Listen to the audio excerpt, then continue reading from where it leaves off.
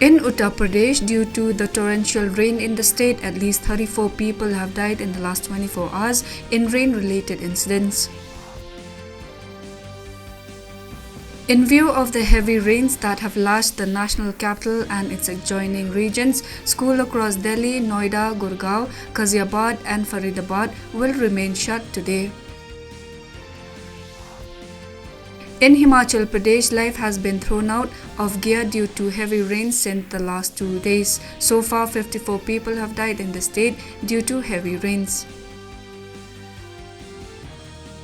In West Bengal, repolling for the 3-tier panchayat elections in 696 booths is going on peacefully so far today.